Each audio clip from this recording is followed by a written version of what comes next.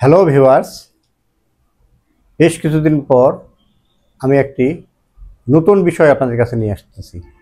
বিষয়টির নাম হচ্ছে খুরা রোগ অর্থাৎ এফএমডি। বর্তমানে আমাদের দেশের বিভিন্ন জায়গায় এই খুরা রোগ দেখা দিয়েছে। এই খুরা রোগ আমাদের দেশের একটি বিশেষ একটি অসুখ। এই অসুখে আমরা প্রচুর অর্থ হারাই, অর্থাৎ একটি বিশেষভাবে ক্ষতিকারক এই অসুখটি। আমরা কোনোভাবেই এটা প্রতিরোধ করতে পারি না। এক বছর একটু প্রতিরোধ করতে পারলেও এটা পরের বছর আবার বেশি হয়ে যায়। তো এই বছর এটা দেখা দিচ্ছে বিভিন্ন জায়গায়, আমাদের রংপুর এলাকায়ও এটা দেখা দিচ্ছে। কাজেই এই সম্বন্ধে কিছু বলা আপনাদের দরকার এবং আপনাদের কিছু জানা দরকার। খুরা রোগটা হচ্ছে একটি ভাইরাস জাতীয় অসুখ এবং এটা ভাইরাসের মাধ্যমে হয় এবং এই ভাইরাসের এগেনস্টে আমাদের প্রতিষেধক আছে। আমাদের সরকারি পর্যায়ে খুব ভালো মানের প্রতিষেধক আছে। এছাড়া বিভিন্ন কোম্পানি এই প্রতিষেধক নিয়ে এসছে, তারপরেও আমরা দেখি যে মাঝে মাঝে ভ্যাকসিন দেওয়ার পরেও হতে পারে। আর ভ্যাকসিন তো অনেকে সবাই দিতে পারে না, এই জন্য হয়। আর ভ্যাকসিন দেওয়া থাকলেও যদি অসুস্থ গরু এই ভ্যাকসিন দেওয়া গরুর সংস্পর্শে একদম কাছাকাছি এসে যায়, তাহলেও দেখা যায় কোনো কোনো ক্ষেত্রে এই খুরা রোগটি ছড়ায় যায়। এই খুরা রোগের নাম হচ্ছে এফএমডি। ইংলিশে একে বলা হয় এফএমডি, অর্থাৎ ফুট অ্যান্ড মাউথ ডিজিজ। অর্থাৎ এই রোগটাকে আমরা কিভাবে বুঝতে পারবো? এই রোগটাকে আমরা বুঝতে পারবো যে পশুর পায়ে এবং মুখে ঘা হবে। প্রাথমিক লক্ষণ অবশ্য সেটা না। প্রাথমিক লক্ষণ হচ্ছে গরুর গায়ে তীব্র জ্বর হবে, গরু জ্বরে কাঁপবে, মুখ দিয়ে লালা ঝরবে, অর্থাৎ গরু খাওয়া বন্ধ করে দেবে, একখানে দাঁড়িয়ে থাকবে চুপচাপ বাঁকা হয়ে, আর মুখ দিয়ে লালা ঝরবে। প্রথম অবস্থায় হয়তোবা এই ঘা আমরা দেখতে পাবো না, তবে দেখা গেছে যে 24 ঘন্টার মধ্যেই আমরা পশুর মুখে ঘা দেখতে পাবো এবং পায়ের খুরের ফাঁকে ঘা দেখতে পাবো। পশুর মুখের জিহ্বার অগ্রভাগে এই ঘাটা দেখা দেয় এবং খুরের ফাঁকে ঘাটা দেখা যায়।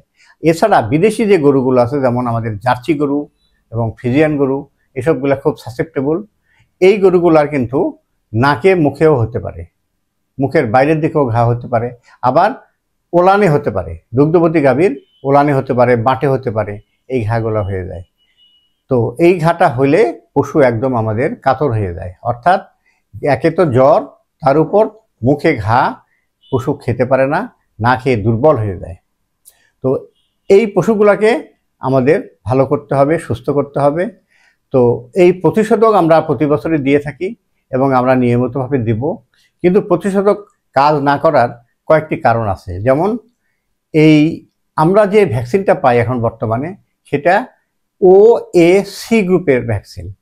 এর বাইরেও এশিয়া 1, SAT1, SAT2, SAT3 এই 4 রকমের ভাইরাস ভ্যাকসিন আমরা আবিষ্কার করতে পারিনি।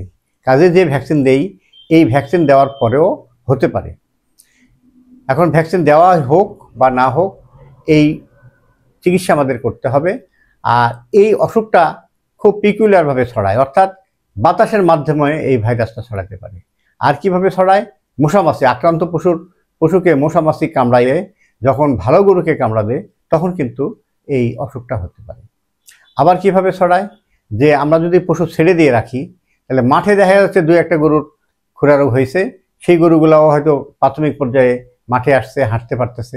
এই গরুগুলার সংস্পর্শে আসলে আমাদের সুস্থ গরুরও এই খুরা রোগ হয়। আবার দেখা যাচ্ছে যে আমাদের যে খামারি যে গরুগুলা থাকে, যারা বাইরে আসে না, সেক্ষেত্রে দেখা যাচ্ছে যে এই খামারে হচ্ছে কিভাবে? মশামাছির মাধ্যমে। আবার কি হয় যে খামারে অনেক সময় আমাদের ছাগল ভেড়া থাকে, এই ছাগল ভেড়া আমরা ছেড়ে দিই। এই ছাগল ভেড়া কিন্তু অসুস্থ হইলেও মাঠে খেতে যায়, তখন আমাদের সুস্থ ছাগল বা ভেড়া এই অসুস্থ ছাগল ভেড়ার সংস্পর্শে গেলে, তখন তারা এই জীবাণুটা ক্যারি করে এই খামারে নিয়ে আসে, তখন তাদের কাছ থেকেও এই রোগটা আমাদের সুস্থ পশুতে ছড়াতে পারে। আর কিভাবে ছড়ায়? যে আমাদের প্রতিটা খামারে কিন্তু আমাদের নিজস্ব দুধ দোহার লোক নাই।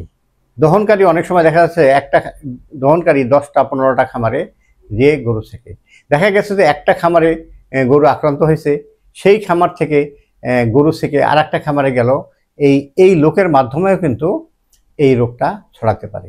তো বিভিন্নভাবে ছড়ায় এই রোগটা, একে কন্ট্রোল করা একটু কঠিন।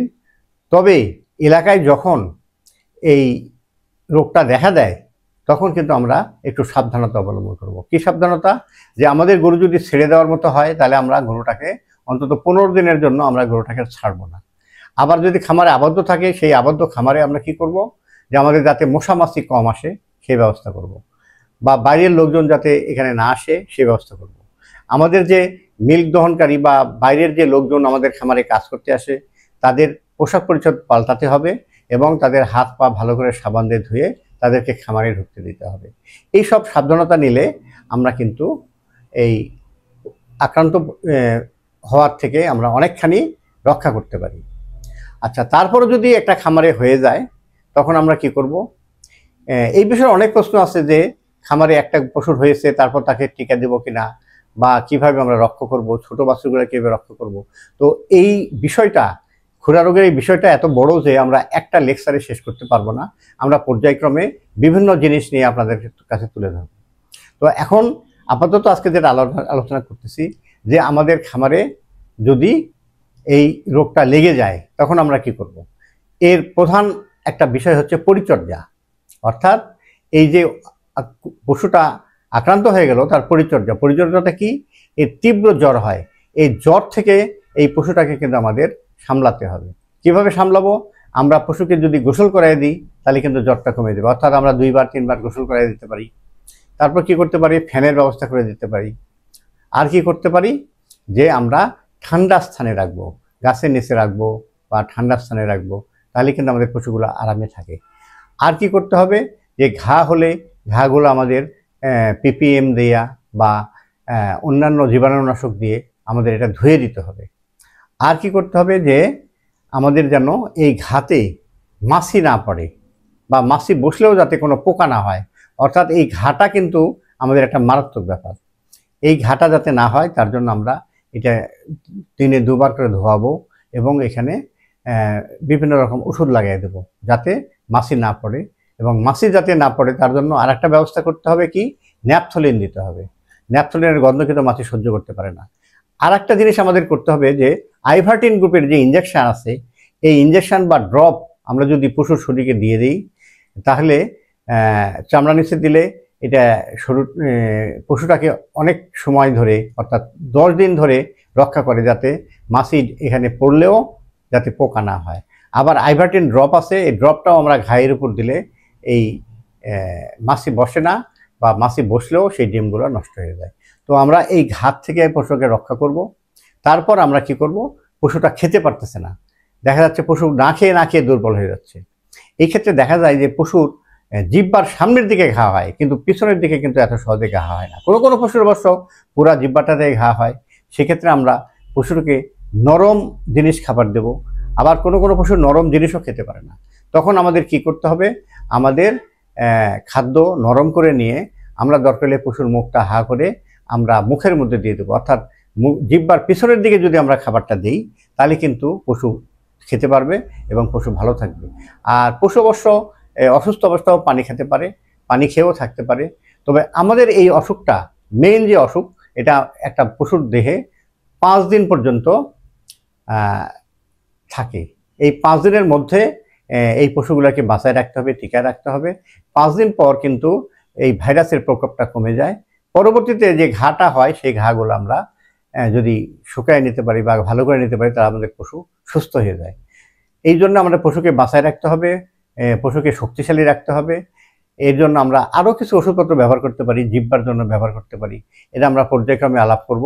তো আমরা এখানে প্রাথমিকভাবে একটি চিকিৎসা পদ্ধতি বলতেছি। চিকিৎসা পদ্ধতি এটা একটা সনাতন পদ্ধতি, অনেক দিন থেকে, অর্থাৎ আমরা ছোটোবেলার থেকে এই রোগটা দেখে আসতেছি, এই খুরা রোগ।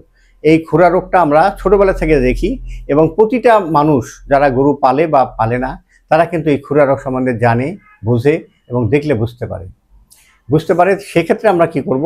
এই পশুর চিকিৎসার ব্যাপারে একটা ব্যবস্থা নেব। গবাদি পশুর যে ভাইরাসের এগেনস্টে কিন্তু কোনো অ্যান্টিবায়োটিক কাজ করবে না। যেমন লাম্পি বা অন্যান্য যে ভাইরাস তার ক্ষেত্রে কাজ করে না। এই খুরা রোগের ক্ষেত্রে আমরা কি করব, প্রাথমিকভাবে চিকিৎসা দেব। চিকিৎসার প্রথম ধাপ হচ্ছে যে আমাদের এই জ্বরটাকে কন্ট্রোল করা। জ্বরের জন্য আমরা বিভিন্ন রকমের ওষুধ দিতে পারি। আমাদের বেশ কিছু কোম্পানির জ্বরের ওষুধ আছে, সেটা দিতে পারি। আবার প্যারাসিটামল গ্রুপের ওষুধও দিয়ে এইটাই জ্বরটাকে কন্ট্রোল করতে পারি। তবে ইনজেকশন দিয়ে জ্বর কন্ট্রোল কিন্তু একাধিকবার করা উচিত না, একবার বা দুবার করা যায়। আর তবে প্যারাসিটামল আমরা 2-3 বার ব্যবহার করতে পারি, তাহলে পশুর কোনো ক্ষতি হয় না। এই জ্বরের ওষুধটা বেশি দিলে পশু কিন্তু অনেক সময় শক করে পশু মারা যেতে পারে। পরবর্তী ধাপ হচ্ছে আমাদের অ্যান্টিহিস্টামিন। যেহেতু পশুর শরীরে ঘা হচ্ছে, এখানে অ্যান্টিহিস্টামিন জাতীয় ওষুধ দিতে হবে।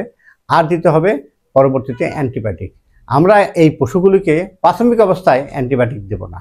প্রাথমিক অবস্থায় আমরা সালফোনামাইড ওষুধ দিতে পারি, কিন্তু ঘা না বাড়ানো পর্যন্ত আমরা কিন্তু এই অ্যান্টিবায়োটিক দিলে পশুর কিন্তু অনেক সময় ক্ষতি হয়ে যেতে পারে।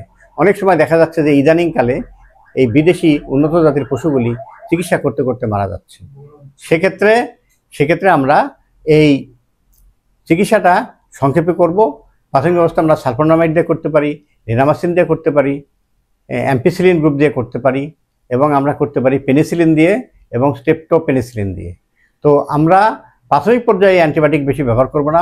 যখন এই ঘাটা বেশি হয়ে যাবে বা গরুর ওলানে ঘা হওয়ার পর ম্যাস্টারিজ হয়ে যাবে, সেক্ষেত্রে আমরা এই পরবর্তীতে অ্যান্টিবায়োটিকগুলো ব্যবহার করব এবং পশুকে ভালো করব।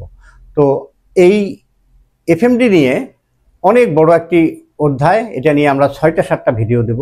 আজকে আপনাদেরকে প্রাথমিকভাবে এই এফএমডি সম্বন্ধে জানানো হলো, বলা হলো। আশা করি আপনারা বুঝতে পারছেন। আপনাদের সকলকে ধন্যবাদ।